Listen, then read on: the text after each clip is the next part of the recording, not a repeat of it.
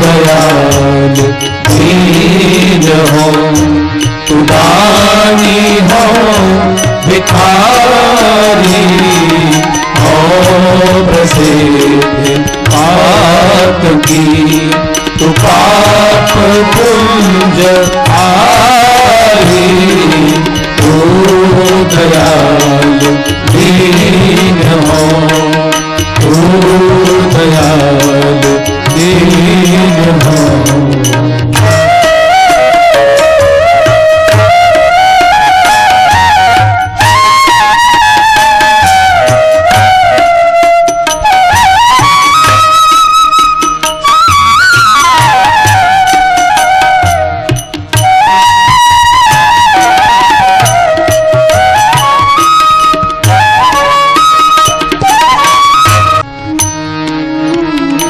ये बहुत अद्भुत संगीत है, ये शास्त्रीय संगीत है, क्लासिकल है, ये शास्त्रीय राग है। और जब आप राग में गाते हैं तो आपको सिद्धियां प्राप्त हो जाती हैं। तो समझने का साधक नाम जपहि लय लाए, तो हो ही सिद्ध अणिमा दिख पाए। अगर आप लय में गाते हैं, राग में गाते हैं, तो वो चीजें आपको सिद्ध हो जाती है। बहुत सारी चीजें वैसे ही प्रसाद रूप में प्राप्त हो जाती है। इसलिए गुनगुनाइए। नाथ तो अनाथ को, अनाथ को मोसो, नाथ तो अनाथ को, अनाथ को मोसो। ये जो पंक्ति जब गाई होगी तो कितने आंसू बहे होंगे गोस्वामी जी के। क्योंकि जैसे अनाथ वो थे वैसा तो कोई नहीं हो सकता। जन्म देते ही माताजी मर गई, कुछ दिन बाद पिताजी मर गए, जिसके घर में पल रहे थे वो मर गया, फिर बाद में जिस दासी ने पाला वो दासी भी मर गई। उनकी कुंडली में लिखा था कि इसके माता पिता, इसके पालनकर्ता जीवित नहीं बचेंगे। तो ऐसे गांव में पूरी खबर फैल गई कि जो भी इसको पालेगा वही मरेगा, इसलिए कोई उसको रोटी का टुकड़ा नहीं देता था। 2-2.5 साल का बच्चा पूरे गांव की कुंडी खटखटाता था, किवाड़ बजाता था, तोतली भाषा में लोती लोती मांगता था। लोग दरवाजा बंद कर लेते थे, भूखा बच्चा सो जाता था। रात में स्वयं मां पार्वती, मां अन्नपूर्णा आकर उसको सोते सोते पेट भर जाती थी, भोजन करा जाती थी। गांव में जहां लोग झूठी पत्तल डाला करते थे, वहां बच्चा कुत्तों के साथ झूठी पत्तल चाटता था। ये उन्होंने लिखा है मैंने पत्रिका में कि चाटत रहूं श्वान पातर ज्यों, कबहू न पेट भरो। कुत्तों के साथ मैंने पत्तलें चाटी है।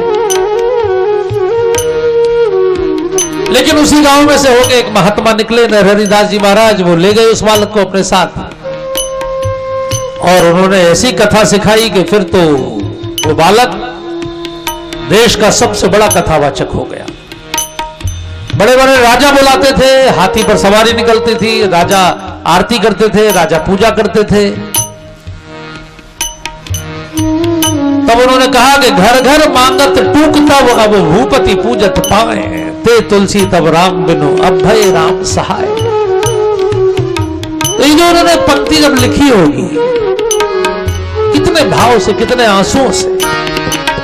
नाथ तो अनाथ को, अनाथ को मोसो, नाथ तो अनाथ को, अनाथ को मोसो। मो समान आरत नहीं, मो समान आरत नहीं, आरत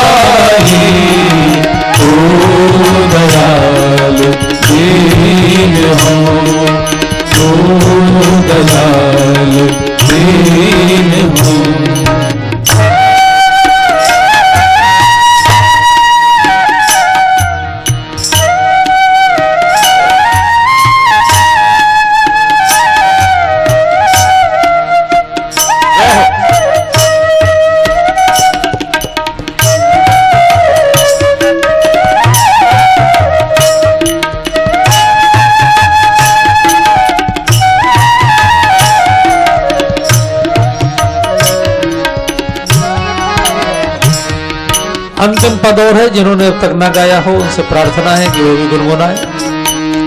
भगवान प्रकट हो गए और भगवान ने कहा, बोलो गोस्वामी जी कौन सा नाता जोड़ना चाहते हो?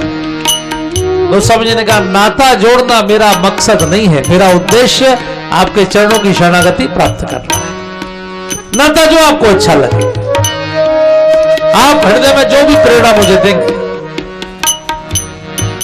मैं अलग अलग नाते नहीं मानता, तुम्हें माता पिता, तुम्हें, मैं तो सारे नाते मानता हूं। तुम्हें सर्वम मम देवदेव, तो ही मोही नाते अनेक, मानिए जो भावे, तो ही मोही नाते अनेक, मानिए जो भावे,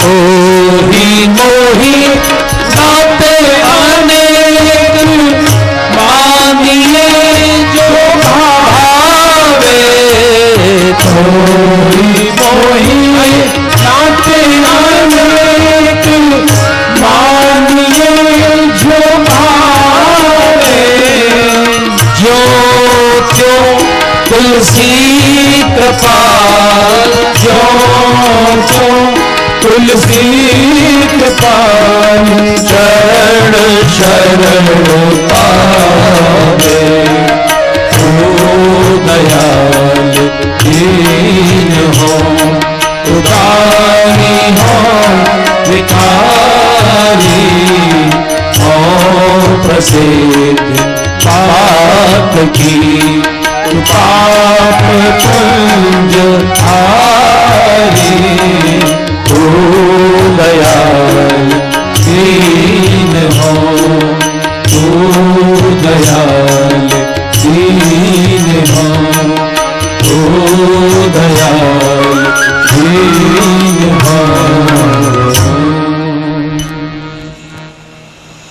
इस पूरे 9 दिन की कथा में जितनी माताएं बैठी हैं, बहनें बैठी हैं, जितने भाई साहब बैठे हैं, अगर आपको कोई बात याद ना रहे चिंता मत करिए, एक सूत्र बेड़ा पार कर देगा। मेरी बात मान लीजिए, भगवान से कोई ना कोई संबंध जोड़िए। ध्यान रखिए, जितना आप निभाएंगे उससे 100 गुना अधिक वो निभाएंगे। ये उनका प्रण है कि जो तू आवे 8 पग तो मैं आऊं पग 60। ये भगवत गीता में उन्होंने वचन दिया है, ये यथाम माम प्रपद्यन्ते तांस तथे भजाम्य हम। जो जिस भाव से मुझे भजते हैं मैं उन्हें उसी भाव से भजता हूं, मैं भी उस रिश्ते को पुष्ट कर देता हूं। गोस्वामी तुलसीदास जी ने उनसे रिश्ता माना, भगवान ने निभा दिया। आज मैं आपसे पूछ रहा हूं, इस समय घोर कलयुग में, इस समय भारत का सबसे प्रसिद्ध ऋषि कौन है? अगर आपसे पूछा जाए कि इस समय हमारे देश का सबसे प्रसिद्ध ऋषि कौन है, तो इस समय हमारे देश का सबसे प्रसिद्ध ऋषि है गोस्वामी तुलसीदास। क्योंकि देश में जितने भी ग्रंथ हैं उनका मिलाकर जितना पाठ नहीं होता, उससे ज्यादा पाठ अकेले रामचरितमानस का होता है। कोई भागवत का वक्ता हो, चाहे कोई गीता पर बोले, बिना मानस की चौपाइयों के नहीं बोलता है। ये किसने बढ़ाया? रामायण तो हजारों रची गई है, लेकिन प्रसिद्ध हुए गोस्वामी तुलसीदास। क्यों? क्योंकि भगवान से उन्होंने दिल से संबंध माना, दिल से निभाया, भगवान ने भी दिल से निभाया। यह अनुभूति का विषय है, इसलिए भगवान से अपना संबंध जोड़िए प्लीज, और उसको पुष्ट करना उनके हाथ में है। मां पार्वती बैठी हैं, उन्होंने भगवान शिव से प्रार्थना की कि मैं जन्मों जन्मों से आपके चरणों की सेवा में हूं। पिछले जन्म में मैं सती बनी थी, मैंने कथा नहीं सुनी, आपकी बात भी नहीं मानी, भगवान पर भरोसा भी नहीं किया, परिणाम स्वरूप मैं टेंशन में रही और फिर मुझे पिता के यज्ञ में जल के प्राण छोड़ने पड़े। प्रभु मैंने दूसरा जन्म लिया, इतना हजारों वर्ष तप करके फिर आपको प्राप्त किया, लेकिन मेरा वो जो अज्ञान है वो भी नष्ट नहीं हुआ है, इसलिए प्लीज मेरे अज्ञान को नष्ट करिए। अज्ञानम च निरस्तम में, मेरे अज्ञान को हरिए। अभी भी वही कंफ्यूजन मेरे दिमाग में है कि राम भगवान है या राम दशरथ के पुत्र हैं, ये भगवान को अवतार क्यों लेना पड़ता है? जो सर्वशक्तिमान है उसे धरती पर आने की क्या जरूरत है? वो तो वहीं से चुटकी बजाए, जो चाहे वो हो जाए। मैं जानना चाहती हूं, मैं पूरी कथा आपसे सुनना चाहती हूं। पार्वती जी ने पूछा तो भगवान शिव के हृदय में भगवान राम की सारी लीलाएं घूमने लगी। हर ही रामचरित सवाए, पुलकित तन लोचन जल छाए। और फिर उन्होंने आंखों से आंसू बहाते हुए मां पार्वती को 2 बार धन्यवाद दिया। आप सब लोग भी मां को धन्यवाद दे दीजिए। आज वैसे भी तृतीया की तिथि है, तृतीया की तिथि गौरी की ही होती है, मां की ही होती है। अगर मां ना होती, अगर मां की जिज्ञासा ना होती, और ये ध्यान रखिए मां क्या कह रही है कि मैंने हजारों वर्ष, कितने हजार वर्ष तप किया उन्होंने, पता है आपको? 1000 वर्ष तक कंदमूल फल खाए थे। सम्मत सहस मूल फल खाए, साग खाई 7 बरस गवाए। कछु दिन भोजन बारी बतासा, किए कठिन कछु दिन उपवासा। याद करिए, आप गाएंगे तो शांभवी मैया प्रसन्न होंगी, जो कि उन्होंने तो तप किया है। बेल पाती मही पर सुखाई, 3 सहस संवत सोई खाई। पुनि परिहरे सुखाने उपरना, उमहि नाम तब भयो अपर्णा। यानी लगभग 4000 से 4500 वर्ष का तप माने किया, तब वो मिले भगवान शिव। अब आपके लिए 4000 वर्ष बहुत हो सकते हैं, उनके लिए बहुत नहीं है, क्योंकि त्रेता युग में मनुष्य की सामान्य आयु 10,000 वर्ष होती थी। मैं इसको साइंटिफिकली प्रूव कर सकता हूं, लॉजिकली। सतयुग में मनुष्य की आयु 1,00,000 वर्ष होती थी। त्रेता आते आते 1 जीरो हट गया, द्वापर आते आते फिर 1 जीरो हट गया, 1000 वर्ष हो। कलयुग आते आते फिर 1 जीरो हट गया, 100 वर्ष हो गई। अभी कलयुग पूरा होते होते फिर 1 जीरो हट जाएगा, 10 वर्ष पे लोग आ जाएंगे। अभी 80 पे तो आ ही गए, 10 पर आ जाएंगे। अभी आप देखना आगे, अभी तो 5000 वर्ष ही हुए, अभी तो 4,32,000 वर्ष है। तो इतने वर्ष तप करने के बाद भी अज्ञान नष्ट नहीं हुआ। ध्यान रखना, कोई बहुत बड़ा तपस्वी हो तो वो बहुत बड़ा ज्ञानी नहीं होगा।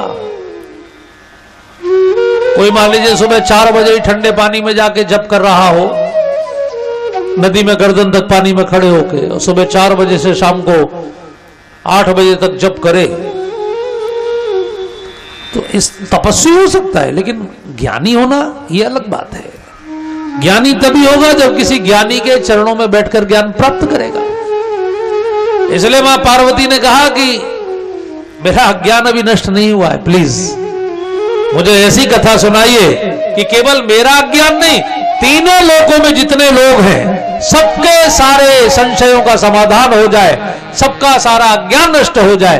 मां है ना, मां चाहती है कि मेरे सब बच्चों का ज्ञान नष्ट हो जाए। इसलिए मां ने कहा, कथा जो सकल लोक हितकारी, कथा जो सकल लोक हितकारी, सोई पूछन चहे शैल कुमारी, सोई पूछन चहे शैल कुमारी। विश्वनाथ नाथ पुरारी, विश्वनाथ नाथ पुरारी, त्रिभुवन महिमा विदित तुम्हारी, त्रिभुवन महिमा कुमारी। जिसका दिल जितना बड़ा होता है वो उतने अधिक लोगों का हित चाहता है, यही शिवत्व है। इसलिए वो शिवा है, वो शांभवी है। उनके मन में भी लोक कल्याण की भावना है, और एक लोक का नहीं, समस्त लोगों का कल्याण करने वाली कथा,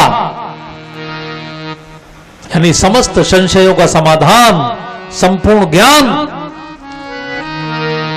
भगवान शिव ने 2 बार उन्हें धन्यवाद दिया। धन्य धन्य गिरिराज कुमारी, तुम समान नहीं को उपकारी।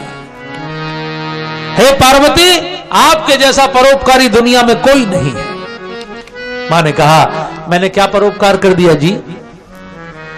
मैंने तो किसी गरीब कन्या का विवाह भी नहीं कराया, कोई पानी की प्याऊ भी नहीं लगाई, भंडारा भी नहीं किया, मंदिर भी नहीं बनवाया, तालाब भी नहीं खुदवाया, मैंने तो कोई परोपकार नहीं किया। भगवान शिव ने कहा, जैसा परोपकार आपने किया वैसा किसी ने नहीं किया।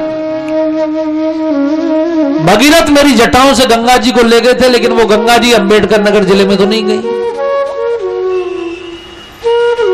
भगीरथ लेकर गए थे, वो गंगा जी बंबई भी नहीं गई, चेन्नई भी नहीं गई, हैदराबाद भी नहीं गई, तमिलनाडु भी नहीं गई। वो केवल 3 प्रदेशों में गई, उत्तर प्रदेश, बिहार और बंगाल।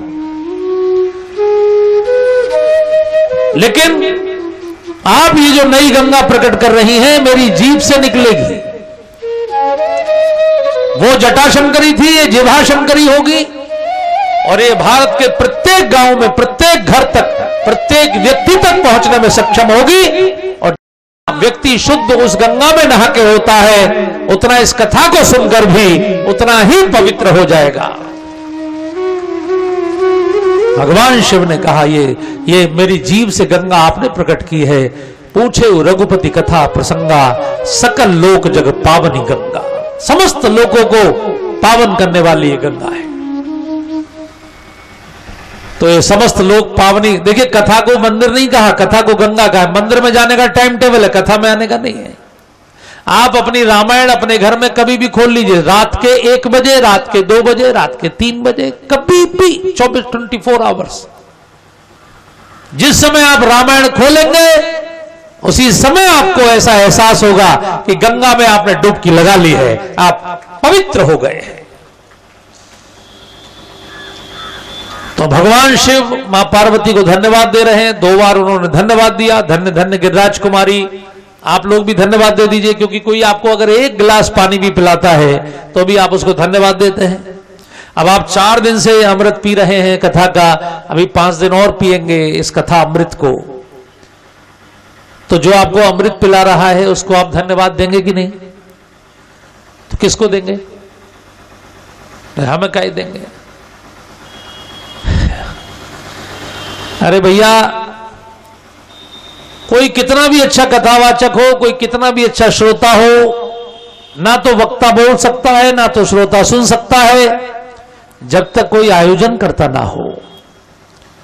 गंगा जी आने को तैयार हैं, पुरखे भी तरने को तैयार हैं, लेकिन जब तक भगीरथ ना हो तब तक ना तो गंगा जी आ सकती हैं, ना तो पुरखे तर सकते हैं। तो जो लोग भगीरथ प्रयास करते हैं, धन भी खर्च करते हैं, समय भी लगाते हैं, महीनों की तैयारी करते हैं, अपना तन मन धन लगाकर लोगों की उल्टी सीधी बातें भी सुनते हैं, वो लोग जो आयोजन करता है वास्तव में वो धन्यवाद के पात्र होते हैं। यहां देवरिया पंडित की इस कथा के लिए जो यहां की कथा आयोजन समिति है वो धन्यवाद के पात्र है। एक बार सबके लिए जोरदार तालियां आपकी हो जाए। लीजिए, धन्यवाद प्रस्ताव भी हो गया, ये भी आवश्यक है क्योंकि इतना तप इन्होंने किया है। भगवान शिव ने 2 बार धन्यवाद दिया और उसके बाद अब कथा प्रारंभ कर रहे हैं। उनके मुख से अब अमृत की वर्षा प्रारंभ होने वाली है। मां पार्वती उसको श्रवण करने के लिए बैठी हैं। मेरी मां से प्रार्थना है कि हे मां, आप हम सबके हृदय में आकर बैठ जाएं, वहीं बैठकर सुने, जिससे हम सब भी बिल्कुल आपकी तरह, जैसे आपने कहा कि सोई पूछन से शैल कुमारी, जैसे पर्वत बिल्कुल स्थिर होता है, अचल होता है, बिल्कुल भी हिलता नहीं है, ऐसे हमारी बुद्धि भी कथा में बिल्कुल निश्चल हो जाए। इस भावना के साथ आइए, आज मां के कानों में अमृत की वर्षा हो रही है। मैं चाहूंगा सभी से कि एक बार मां के सम्मान में खड़े हो जाएं। और एक भजन मेरे साथ खड़े होकर ताली बजा के,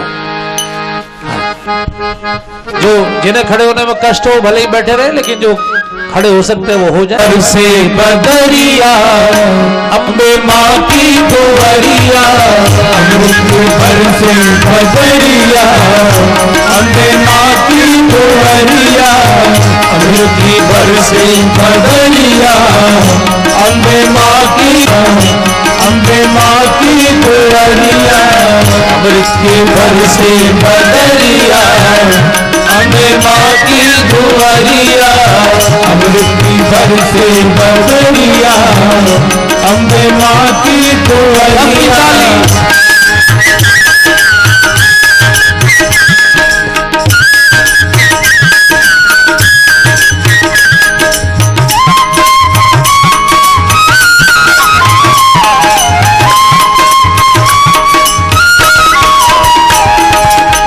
दादुर मोर पपीहा बोले, दादुर मोर पपीहा बोले, दादुर मोर पपीहा बोले, दादुर मोर पपीहा बोले, तूके काली कोयलिया अम्बे माँ की दुआरिया, तूके काली कोयलिया अम्बे माँ की दुआरिया, अमृति बरसे बदरिया अम्बे माँ की दुआरिया, अमृति बरसे बदरिया अम्बे माँ की दुआरिया।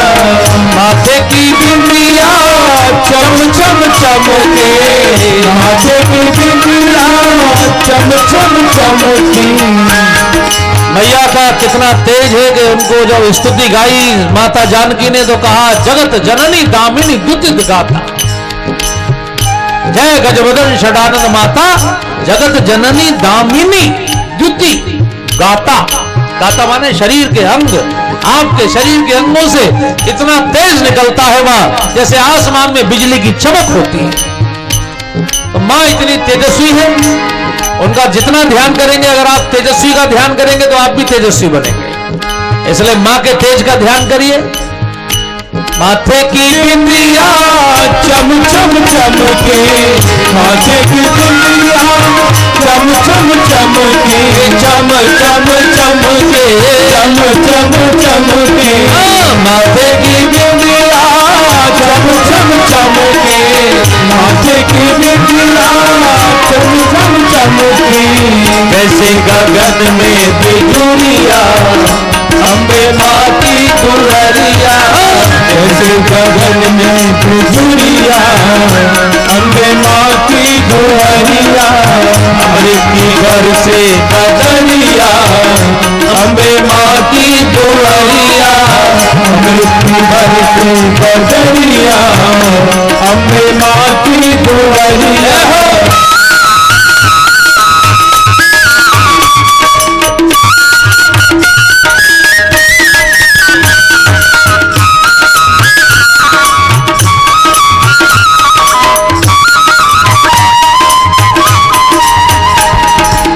कानों में माँ के कुंडल सोहे, कानों में माँ के कुंडल सोहे, कुंडल सोहे, कुंडल सोहे, कानों में माँ के कुंडल सोहे, कानों में माँ के कुंडल सोहे, ओढ़े लाल चुनरिया अम्बे माँ की दुआरिया, ओढ़े लाल चुनरिया अम्बे माँ की दुआरिया, अमृत घर से बदरिया अम्बे माँ की दुआरिया, अमृत घर से बदरिया अम्बे माँ की दुआरिया।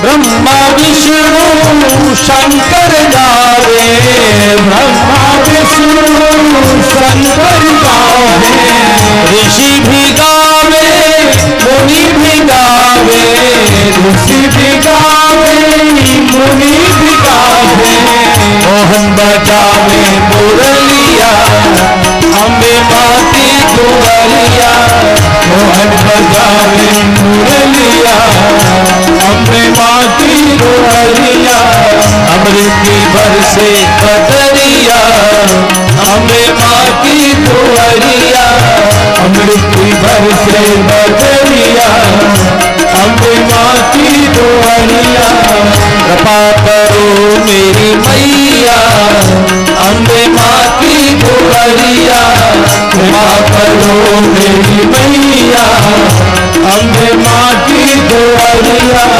अमृत की बरसे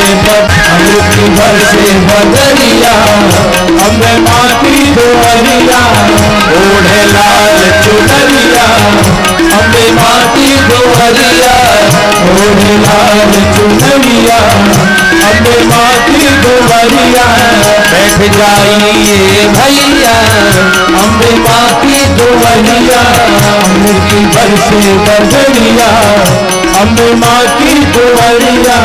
हरे राम राम राम हरे हरे, हरे कृष्णा कृष्णा कृष्णा हरे हरे, हरे राम राम हरे हरे, हरे कृष्णा कृष्णा कृष्णा हरे हरे, हरे राम राम हरे हरे, हरे कृष्णा कृष्णा कृष्णा हरे हरे, हरे राम राम हरे हरे, हरे कृष्णा कृष्णा कृष्णा हरे हरे, हरे राम राम हरे हरे, हरे कृष्णा कृष्णा कृष्णा हरे हरे, हरे राम राम हरे हरे, हरे कृष्णा कृष्णा कृष्णा हरे हरे, अमृत की बरसे बदरिया, अम्बे माँ की दुआरिया, अमृत की बरसे बदरिया, अम्बे माँ की दुआरिया।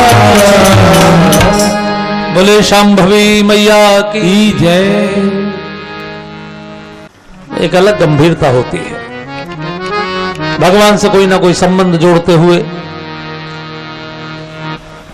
इस कथा को भी बहुत ध्यान से सुनना चाहिए, क्योंकि आपके एक एक कंसेप्ट को क्लियर कर देगी। जितना क्लियर होता है ना, सूर्य की किरणें उतनी अंदर तक चली जाती है।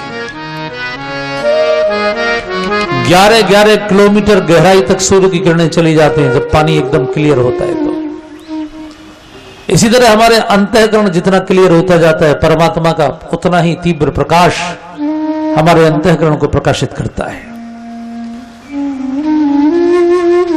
पार्वती ने पहला प्रश्न पूछा कि भगवान कैसा होता है, कैसा दिखता है। भगवान शिव ने उसका उत्तर दिया सबसे पहले।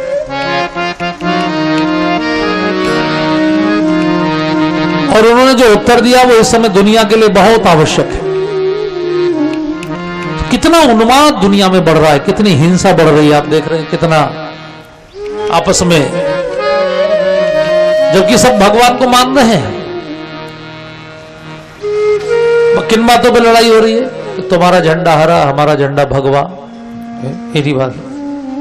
अरे भाई, हमारे यहाँ हरियाली बहुत है, उगता हुआ सूर्य यहाँ बहुत अच्छा लगता है हरियाली में, इसलिए हमारा झंडा भगवा हो गया। उनके यहाँ रेगिस्तान में हरियाली नहीं थी, रेगिस्तान ही रेगिस्तान था, वहां लोग हरे को तरसते हैं, तो वहां हरा रंग अच्छा माना गया, उन्होंने हरा रंग रख लिया।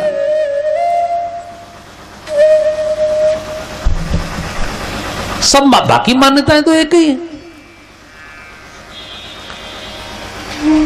लेकिन बस लड़ाई क्यों है कि नहीं नहीं, जो मैं बोल रहा हूं वही आपको बोलना पड़ेगा, इस बात की लड़ाई है। हमारे इस बात की कोई लड़ाई नहीं है। और उनका नहीं, अगर मैं अल्लाह बोल रहा हूं तो आपको भी अल्लाह बोलना पड़ेगा। उनकी बात, उस भाषा में अल्लाह माने भी भगवान है। अगर मैं आपको बताऊंगा तो आपकी तबीयत प्रसन्न हो जाएगी कि दुनिया में जो सबसे पुरानी मस्जिद मानी जाती है, जिसमें से 3 धर्मों का उद्भव हुआ, यहूदी, ईसाई और मुस्लिम, वो जो सबसे पुरानी मस्जिद है वो इजराइल में, फिलिस्तीन में, यरूशलेम में, जिस शहर में वो मस्जिद है उस शहर का नाम है रामल्लाह। शहर का नाम ही है रामल्ला और मस्जिद का नाम है अलक्सा। अलक्सा माने अलक्ष, अलख। आपके जोगी लोग क्या बोलते हैं? अलख निरंजन। वो है, दिखाई नहीं। अलख माने जो दिखाई नहीं पड़ रहा है लेकिन है, इसलिए साधु लोग बोलते हैं अलख निरंजन। जैसे सिकंदर का नाम था अलेक्जेंडर, यानी अलक्षेंद्र। इंद्र माने एंडर, अलक्षेंद्र। सब संस्कृत के ही शब्द हैं, अपने ही लोग हैं वो भी। पूरी दुनिया में लोग भारत से ही गए, इसी अयोध्या की भूमि से गए, इसी अयोध्या की भूमि से। हो सकता है अंबेडकर नगर जिले से भी गए हो। अब ये तो अभी हम लोगों ने नाम रख दिए, किसी का अंबेडकर नगर, किसी का फैजाबाद, किसी का अयोध्या, किसी का। लेकिन जब सबसे प्राचीन राजधानी बसी थी, जब मनु महाराज बसे थे, तो मनु महाराज की 5वीं पीढ़ी में ही तो लोग गए थे यहां से।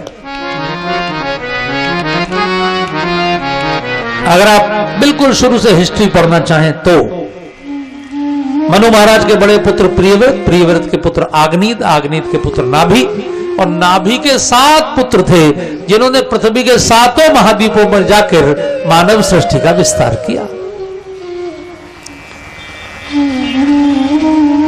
उनके जो बड़े पुत्र थे वो ऋषभदेव थे, जो अयोध्या के सम्राट थे, पूरे भारत के सम्राट थे, जो जैन समाज के भी प्रथम तीर्थंकर माने जाते हैं, महाराज ऋषभदेव।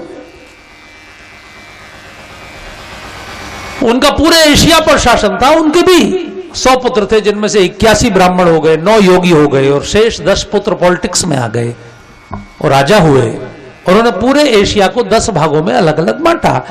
जो भारतवर्ष वाला हिस्सा है, इसके सम्राट भरत हुए, इसलिए उनके नाम पर भारतवर्ष हुआ।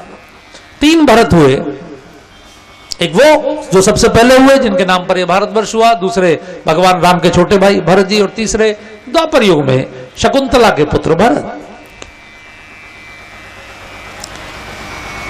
तो ये जो 10 हिस्से बांटे गए एशिया के, किसी को चीन मिला होगा, किसी को कोरिया मिला होगा, किसी को जापान मिला होगा, किसी को ईरान इराक मिला होगा, किसी को सऊदी अरब वाला हिस्सा मिला होगा, किसी को इजराइल वाला हिस्सा, ऐसे अलग अलग बटे होंगे। इसलिए ध्यान रखिए, दुनिया की हर भाषा में संस्कृत के शब्द हैं। दुनिया की कोई भाषा ऐसी नहीं है जिसमें संस्कृत के शब्द ना होते हों। इंग्लिश देख लीजिए, वहां 3 आपके यहां 3, वहां 6 आपके यहां 6, वहां सप्तम आपके यहां 7, अष्टम 8, नवम 9, पितृ फादर, मातृ मदर, दौर द्वार। नियर तो एक जैसा है, नियर माने पास आना। जब अंग्रेजों ने हिंदुस्तान देखा भी नहीं था, उस समय गोस्वामी तुलसीदास ने चौपाई लिखी, ऋषमुख पर्वत नियर आए, ऋषमुख पर्वत नियर आए। आप कभी भाषा पर रिसर्च करिए, आपको फ्रेंच जो भाषा है फ्रांस की, वो तो 90% संस्कृत है। जर्मनी की सेना अपने बैच पर, उनका जो पहचान चिन्ह है वो सतिया है, स्वास्थ्य।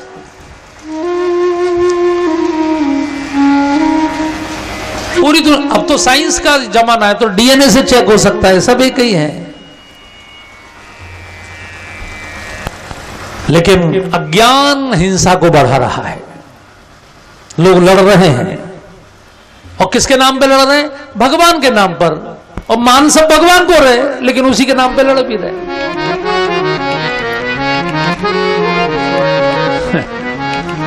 जैसे एक गिलास पानी रखा हो आपकी मेज पर, आप अपने बच्चे से पूछे क्या है, वो कहेगा पानी है। कोई संस्कृत वाला होगा, वो कहेगा जल है। कोई कहेगा नीर है। इंग्लिश वाला होगा, कहेगा वाटर है। साइंस वाला होगा, कहेगा H2O है। फारसी वाला होगा, कहेगा आब है। तमिल भाषा में मोरू कहते हैं, तमिल वाला होगा कहेगा मोरू है।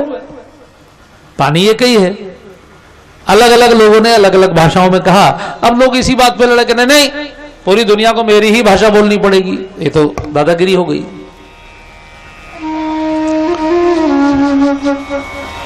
भगवान को सब मानते हैं, लेकिन इसी बात की लड़ाई है कि मेरी वाली बात माननी पड़ेगी।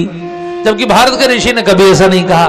भारत के ऋषि ने कहा कोई किसी भी नाम से पुकारो, कोई किसी भी रूप में पुकारो, निराकार मानो, साकार मानो, जो आपका मन हो वैसा मानो। इसलिए हमारे शंकर जी के कितने नाम हैं? नागेश्वर, बटेश्वर, जटेश्वर, गंगेश्वर, दूधेश्वर, भूतेश्वर है। 12 ज्योतिर्लिंगों के नाम देख लीजिए, सबके अलग अलग है। विश्वेश्वर, त्र्यंबकेश्वर, भीमशंकर, ओंकारेश्वर, महाकालेश्वर। एक बिजली घर में मैं गया, वहां शंकर जी का नाम था बिजली घरेश्वर। आप वृंदावन आइए, हमारे कन्हैया के कितने नाम हैं? 5000 मंदिर है, सब अलग अलग नामों से। बांके बिहारी, छेल बिहारी, चैन बिहारी, बेचैन बिहारी, कुंज बिहारी, निकुंज बिहारी, ललिता बिहारी, पुलिन बिहारी, राधा बिहारी। इतने बिहारी तो पूरे बिहार में नहीं होंगे भाई साहब। कितने भी नाम रख दीजिए, कितने भी रूप बना लीजिए, भगवान को कोई प्रॉब्लम नहीं है। उन्होंने कहा अहम भक्त पराधीन, मैं भक्त के अधीन हूं, भक्त जैसा चाहे। अब ये सब आप इतने लोग बैठे पंडाल में, सबकी शक्ल अलग अलग है कि नहीं? सब में भगवान ही तो प्रकट हुए हैं, आत्मा तो उन्हीं की दी हुई है, शरीर अलग अलग हो गए। ऐसे ही भगवान कह रहे भैया सब में मैं ही हूं, कितने भी मेरे नाम रख लो, कितने भी मेरे रूप बना लो, काहे लड़ रहे हो? इसलिए भगवान शिव ने कहा लड़ने की आवश्यकता नहीं है। सगुन ही अगुन ही नहीं कछु भेदा, गावही मोहि पुराण बुध बेरा। सगुन ही अगुन ही नहीं कछु भेदा, गावही मोहि पुराण बुध बेरा। अगुन अरूप अलख अज जोई, अगुन अरूप अलख अज जोई। भगत प्रेम बस सगुन सोई, भगत प्रेम बस सगुन सोई। हरि व्यापक सर्वत्र समाना, हरि व्यापक सर्वत्र समाना। प्रेम ते प्रकट होहि मैं जाना, हरि व्यापक सर्वत्र समाना। प्रेम ते प्रकट होहि मैं जाना। परमात्मा सर्वत्र व्याप्त है, कण कण में है, इसलिए उनका नाम विष्णु है। प्रत्येक परमाणु में उनकी शक्ति है। आप में से कोई प्रेम से पुकारेंगे उसके लिए प्रकट हो जाएंगे, सबके लिए नहीं होंगे, बाकी सब पे कृपा करेंगे। जैसे पूरी फ्रिज में पानी ठंडा रहता है, लेकिन पानी जमता कहां पर है? फ्रीजर में। पूरी फ्रिज में पानी नहीं जमता, ठंडा रहता है। आप भगवान को कहीं भी मत्था टेकोगे, मंदिर के दर्शन करेंगे, आप आरती करेंगे, अपने घर में आप सरयू जी में स्नान कर लेंगे, आपके मन को शीतलता प्राप्त होगी। लेकिन भगवान आपके लिए साकार कब होंगे? जब आपका टेम्परेचर 0 पर आ जाएगा। क्योंकि जो फ्रिज में फ्रीजर होता है सबसे ऊपर, जिसमें बर्फ जमती है, उसका टेम्परेचर कितना होता है? 0। और वहां फ्रिज में बर्फ का कोई आकार नहीं है। आप चम्मच भर के पानी रख दीजिए तो चम्मच जैसी बर्फ जम जाएगी, कटोरी भर के पानी रख दीजिए कटोरी जैसी जम जाएगी, गिलास भर के रख दीजिए गिलास जैसी जम जाएगी, भगोना भर के रख दीजिए भगोने जैसी जम जाएगी। इस तरह से भगवान का भी कोई आकार नहीं है, कोई स्वरूप नहीं है।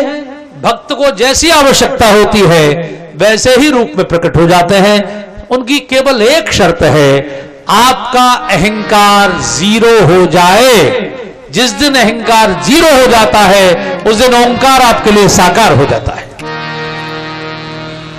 0 डिग्री पर ही बर्फ जमेगी। जिसने अपने को 0 कर लिया कि प्रभु मैं कुछ नहीं हूं, आप ही हीरो है, मैं 0 हूं। इसलिए भक्ति के बड़े बड़े आचार्यों ने अपने नाम के आगे दास लिखा। दास, दास माने आप मेरे स्वामी हैं, मैं आपका सेवक हूं। इस भावना के साथ तुलसीदास, सूरदास, कुम्मन दास, रहीम दास, कबीर दास, भक्ति के बड़े बड़े आचार्यों ने यही भक्ति है। तो भगवान शिव ने, इसलिए जो लोग अपने को बहुत सभ्य कहे, हमारे देश के एक शायर ने उनसे पूछा कि मुहज्जब के हाथों में तलवार क्यों है। उर्दू में मुहज्जब माने जो सभ्य व्यक्ति है, कि मुहज्जब के हाथों में तलवार क्यों है, ये आदम की औलाद खूंखार क्यों है, और यहां जबकि है एक कुनवा खुदा का, तो फिर इतनी आपस में तकरार क्यों है। आपस में लड़ रहे। अफगानिस्तान में तो अब हिंदू बचे ही नहीं, वहां से तो सब आ गए, जो 2-4 बचे थे वो भी भगा दिए गए। लेकिन वहां भी शिया सुन्नी को मार रहे हैं, सुन्नी शिया को मार रहे हैं, हमेशा ही हिंसा में। तो धर्म हिंसा नहीं सिखाता, धर्म तो प्रेम सिखाता है। भगवान प्रेम से प्रकट होते हैं। इसलिए प्रहलाद के लिए पत्थर का खंबा फाड़ के भगवान प्रकट हो गए थे। दुनिया के लोगों ने देखा कि भगवान पत्थर में से प्रकट हुए। लोगों ने हिंदुओं को कहा हिंदू पागल हैं, पत्थर की पूजा करते हैं। हिंदू पागल नहीं है, हिंदुओं ने अपनी आंखों से देखा है परमात्मा को पत्थर में से प्रकट होते हुए। पत्थर दुनिया का सबसे जड़ पदार्थ है। हिंदुओं को भरोसा है अगर हमारा प्रेम सच्चा है तो पत्थर में से भी परमात्मा प्रकट हो सकता है। अब तो साइंस ने प्रूव कर दिया कि हर एक के अंदर गॉड पार्टिकल है, आत्मा है। अब तो साइंस ने प्रूव कर दिया, पहाड़ भी हंसते हैं, पहाड़ भी रोते हैं। सनातन धर्म का मतलब ही है कि जो सबके अंदर परमात्मा को देखता है, इसलिए सबके सुख की कामना करता है। सर्वे भवन्तु सुखिनः सर्वे सन्तु निरामयाः। और जो सबको प्रेम करेगा वो हिंसा किसके साथ करेगा? इसलिए कहा गया अहिंसा परमो धर्मः।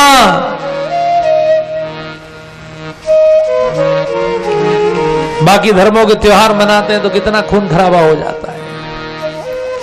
हमारी दीपावली मनी, अभी दीपावली मनाई आप सबने, कितना बिजनेस हुआ पूरे देश में, जरा सोचिए। लाखों करोड़ रुपए का बिजनेस हो जाता है, लाखों करोड़ का। कितने दीपक बिकते हैं, कितनी रुई, कितना तेल, कितना लाइट बिकती है।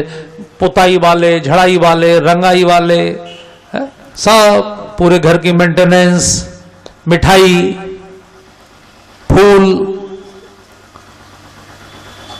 सारा शेयर बाजार, सारा सर्राफा लोग खरीदारी करते हैं। लाखों करोड़ रुपए का बिजनेस एक साथ हो जाता है। पटाखे, फुलझड़ियां, सब चीजें, एक भी बूंद खून की नहीं गिरती कहीं भी। हमारे किसी भी त्योहार में पूरे साल में,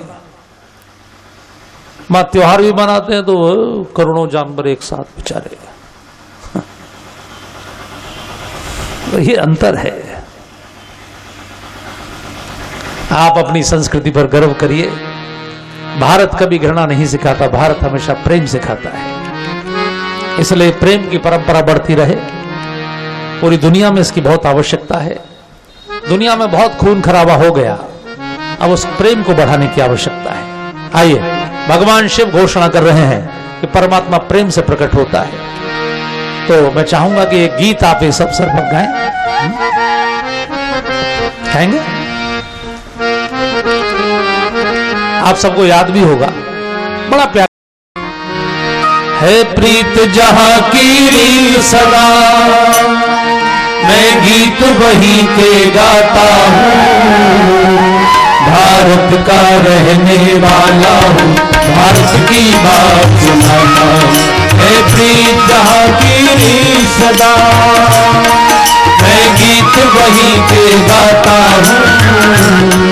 भारत का रहने वाला हूँ, भारत की बात सुनाता हूँ। है प्रीत जहां की रील सदा, काले गोरे का भेद नहीं, हर दिल से हमारा नाता है। हर दिल से हमारा नाता है। कुछ और नाता हो हमको, हमें प्यार निभाना आता है। हम प्यार निभाना आता है। जिसे मान चुकी सारी दुनिया, जिसे मान चुकी सारी दुनिया, मैं बात वही दोहराता हूँ, भारत का रहने वाला हूँ, भारत की बात सुनाता हूँ, ऐसी जहाँ की सदा।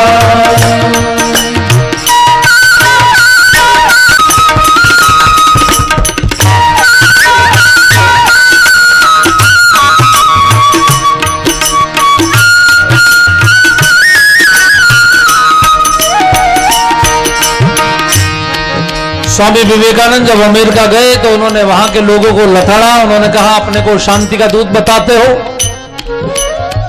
आपके कोलंबस ने अमेरिका की खोज करने के बाद आप लोगों ने, अंग्रेजों ने अमेरिका में रहने वाले 17 करोड़ लोगों को मौत के घाट उतार दिया। कितने लोग? 17 करोड़। इतिहास पढ़िए, आपको पता लग जाएगा, वर्ल्ड हिस्ट्री में लिखा हुआ है। उन्हें ये जो कोरोना का वायरस आया, ये भी तो कंपनियों ने निकाला। अंग्रेजों ने उन्हें मारने के लिए प्लेग के कीटाणुओं से भरे हुए कंबल बांट दिए। उनके गांव में वो कंबल पहुंचे और सब में प्लेग फैल गया, गांव के गांव साफ हो गए। बहुत बुरी बुरी तरीके से उनको मृत्यु दी गई। ऑस्ट्रेलिया में 11 करोड़ लोग मार दिए गए, कनाडा में 4.5 करोड़ लोग मार दिए गए।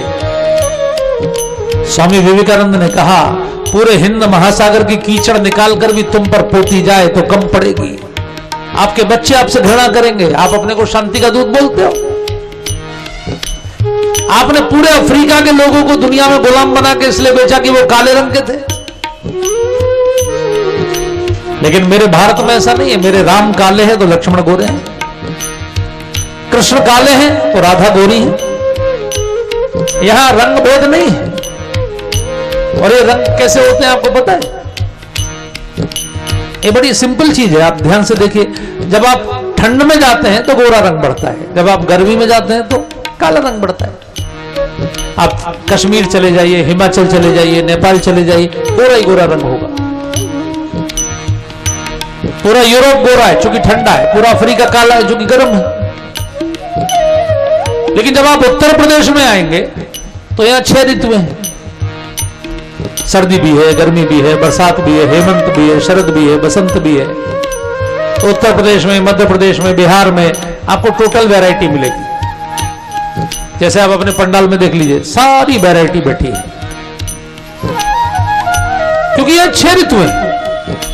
अगर ये बात दुनिया को समझ में आ जाए कि हमारे जो चेहरों की बनावट है ये जलवायु के अनुसार होती है, लड़ाई खत्म।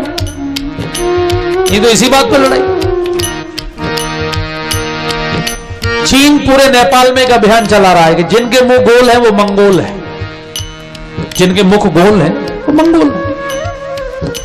अब पहाड़ में जब आप जाते हैं तो वहां आंखें छोटी होने लगती हैं, ये चीन उभरने लगती है। तो एक जलवायु का असर है। तो ये ज्ञान से ही चीज संभव है, नहीं तो अज्ञान तो हमेशा लड़ाएगा और ज्ञान हमेशा एक करेगा।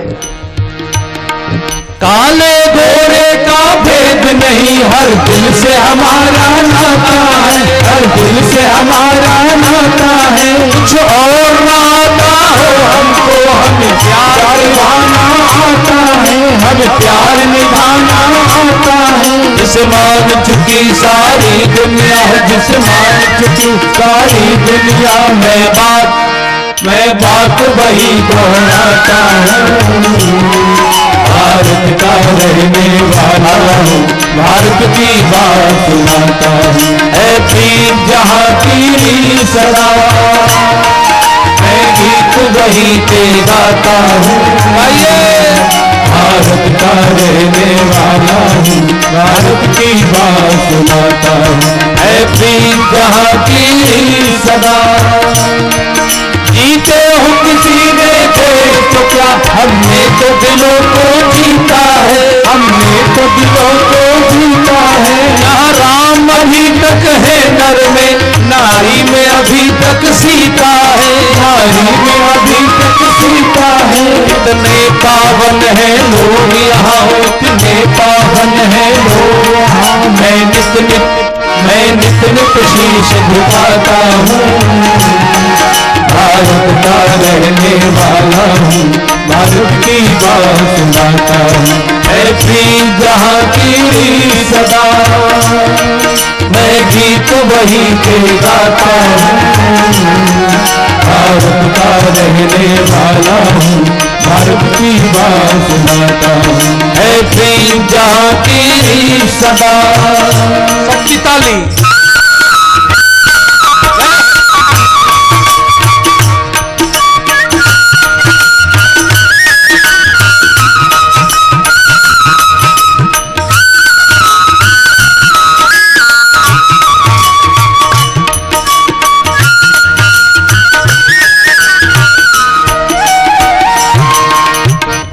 अभी यूक्रेन में जब बच्चे फंस गए थे, रूस की गोलाबारी चल रही थी, तमाम मेडिकल के छात्र आज में भर के प्राण बचा के भागे थे। 400-500 महिलाएं थी, 400-500 पुरुष थे, बच्चे थे। पूरी दुनिया में किसी ने शरण नहीं दी उनको। तो भारत में गुजरात के तट पर वो जहाज आके लगा, वहां के राजा ने उनको शरण दी, उनको बसाया, उनके रहने की व्यवस्था की और वो काफी वर्ष वहां रहे। तब जब वहां परिस्थिति सामान्य हुई तब अपने देश वापस गए। तो भारत का ये एहसान उन्होंने माना कि कहीं भी हमको शरण नहीं मिली, भारत ने शरण दी। इसलिए भारत के प्रति इतनी श्रद्धा वहां थी कि हमारे विद्यार्थियों को निकलने के लिए सबने सुरक्षित रास्ता प्रदान किया। ये हमारी कल्चर है। पूरी दुनिया में यहूदी पिटे, भारत में उनको शरण मिली। इतना प्रेम, क्योंकि सबके अंदर एक ही परमात्मा को देखने की ये जो भावना है, यही हमको महान बनाती है। इसलिए हम लोग बोलते हैं प्राणियों में सद्भावना हो और विश्व का कल्याण हो। इतनी ममता नदियों को भी जहां माता कह के बुलाते हैं, जहां माता कह के बुलाते हैं। इतना आदर इंसान को क्या पत्थर भी पूजे जाते हैं, पत्थर भी पूजे जाते हैं। इस धरती पे मैंने जन्म लिया हो, इस धरती पे मैंने जन्म लिया। यह सोच के मैं इतराता हूँ, भारत का रहने वाला हूँ, भारत की बात सुनाता हूँ। है प्रीत जहाँ की सदा, मैं गीत वही के गाता हूँ। भारत का रहने वाला हूँ, भारत की बात सुनाता हूँ। है प्रीत जहाँ की सदा।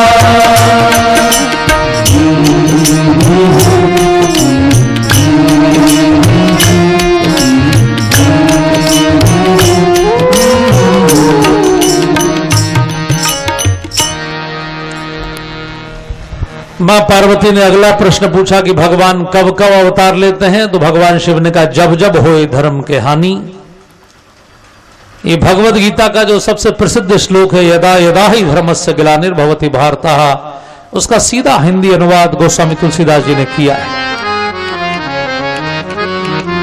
ध्यान रखिए, भगवान जब भी आएंगे तो ना वो प्रवचन करेंगे, ना वो मंदिर बनवाएंगे, ना वो कोई और काम करेंगे। उनके दो ही काम होंगे, परित्राणाय साधूनाम विनाशाय च दुष्कृताम। दो ही डिपार्टमेंट लेकर आते हैं। उनका उद्देश्य है पूरी दुनिया में सबके अंदर धर्म की स्थापना करना। धर्म संस्थापनार्थाय संभवामि युगे युगे। इसलिए बहुत ही सुंदर बात भगवान शिव ने कही कि देवी तब तब प्रभु धरि विविध शरीरा, हर ही कृपा निधि सज्जन पीरा। मां ने पूछा कोई कारण तो होता होगा, उनके अवतार लेने का कोई ना कोई कारण तो होता होगा। मैं कारण सुनना चाहती हूं। भगवान शिव ने कहा तो जरा सीधे कमर करके बैठिए, आप लोग भी सावधान। उन्होंने कहा सावधान सुन सुमति भवानी। देखिए वैसे तो बीच बीच में झपकी भी कई बार आ जाती होगी, लेकिन मैं इसलिए सावधान कर रहा हूं क्योंकि भगवान शिव सावधान कर रहे हैं। उन्होंने कहा वैसे तो आप सुमति हैं, लेकिन कई बार सुमति लोग भी आलस में आ जाते हैं, तो कथा आपकी ना छूट जाए, इसलिए उन्होंने कहा सावधान। अच्छा, कथा में अगर किसी को नींद आती हो तो वो अपने को बिल्कुल भी संकोच ना करें, क्योंकि अगर नींद आती है तो ये बहुत बड़ी प्रभु की कृपा है। क्योंकि आजकल लोग गोलियां खा के सो रहे हैं, नींद की गोलियां। ये कवि ने कहा कि वो भी क्या दिन थे, वो भी क्या दिन थे कि ख्यालों में ही खो जाते थे, और कोई जरा सा चढ़ाता था तो रो जाते थे, और आज तो गोलियां खा के भी जागते रहते, पहले तो मां की लोरियों में ही सो जाते थे। वो भी क्या दिन थे। तो अगर किसी को नींद आ रही हो पंडाल में इतने सुंदर शास्त्रीय संगीत में, तो उसको बल्ले बल्ले, क्योंकि एक बार निद्रा देवी ने बहुत भारी तप किया, बहुत तप किया, भगवान प्रकट हो गए। भगवान ने कहा निद्रा देवी वरदान मांगिए। निद्रा देवी ने कहा जो मांगूंगी वो देंगे। बोले दूंगा। निद्रा देवी ने कहा मुझसे शादी कर लीजिए, I want to marry with you, क्या आप मुझसे शादी करेंगे? भगवान ने कहा अच्छा एक बात बताइए निद्रा देवी, मुझसे शादी क्यों करना चाहती हैं आप? निद्रा देवी ने कहा बस आपका दर्शन करती रहूं, इसलिए आपसे शादी कर लूंगी तो मैं सदैव आपका दर्शन करूंगी। भगवान ने कहा ये तो बहुत असंभव बात हो गई। आपको पता है अगर आप मुझसे शादी कर लेंगी आपको ससुराल में रहना पड़ेगा, और मैं वहां रहता नहीं हूं, आपको मेरे घर रहना पड़ेगा, और मैं घर में रहता नहीं हूं, मैं बैकुंठ में नहीं रहता हूं। निद्रा देवी ने कहा फिर कहां रहते हैं? भगवान ने कहा जहां मेरे भक्त बैठकर मेरी कथा का गुणगान करते हैं। ना हम बसामी बैकुंठे योगिनाम हृदय मम भक्ता यत्र गायन्ति तत्र तिष्ठामि। तो मैं तो कथा में रहता हूं। तो अगर आपको केवल दर्शन करने का ही मन है तो मैं आपको वरदान देता हूं कि सदैव आप मेरी कथाओं में निवास करेंगी। भगवान ने निद्रा देवी को वरदान दिया। निद्रा देवी ने पूछा कि मैं वहां कहां बैठूंगी, आगे की सीट तो पहले गिर जाती है। भगवान ने कहा मंच पर बैठने का वरदान नहीं दूंगा, नहीं तो वक्ता ही सो जाएगा। तो मंच पर बैठने का वरदान नहीं दूंगा, आपको सामने बैठना है, क्योंकि दर्शन तो सामने से ही होता है। इसलिए आप सामने जितने श्रोता बैठे हो उनमें से किसी की भी खोपड़ी पर अपना आसन लगाइए, तो जिसके ऊपर आपका आसन लगेगा वो सो जाएगा, आप प्रेम से मेरा दर्शन करेंगे। तो आप में से किन्हीं को भी अगर झपकी आती हो तो समझ लीजिए वो सबसे भाग्यवान है पंडाल में जिसको झपकी आई है, क्योंकि निद्रा देवी ने अपना आसन उसी के सिर पर लगाया है। ये जो ताली बजा रहे हैं ये झपकी वाले बजा रहे हैं कि बिना झपकी वाले? तो जरा लेकिन इस कथा में थोड़ा सावधान होकर बैठना है, क्योंकि ये विशेष कथा है। पहली कथा सुना रहे हैं भगवान शिव श्री राम के जन्म की। उन्होंने कहा कि राम जन्म के हेतु अनेका परम विचित्र एक ते एका। कोई ये नहीं कह सकता कि इसी कारण, कितने कारण होते हैं, एक दो कारण सुनाता हूं। और जो कारण सुना रहे हैं वो ध्यान से सुनिए, क्योंकि वो दुनिया के सबसे नंबर 1 के भक्तों की कथा है। अगर पूरी दुनिया के भक्तों की आप अगर आप मेरिट लिस्ट बनाएंगे, एक सूची बनाएंगे वरिष्ठता में, तो ऐसा आज तक कोई भी भक्त दुनिया में पैदा नहीं हुआ जिसके लिए भगवान ने पृथ्वी पर 4 बार अवतार लिया। 4 बार अवतार केवल 2 ही भक्तों के लिए लिया है, जिनका नाम है जय और विजय।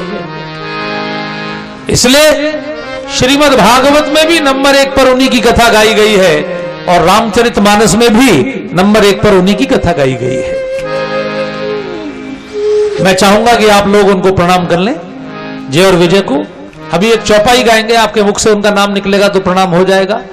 उनको इसलिए प्रणाम करना आवश्यक है कि जैसे श्री हनुमान जी राम द्वारे तुम रखवारे हैं, वैसे भगवान विष्णु के द्वार पर वो उनके द्वार के रखवारे हैं।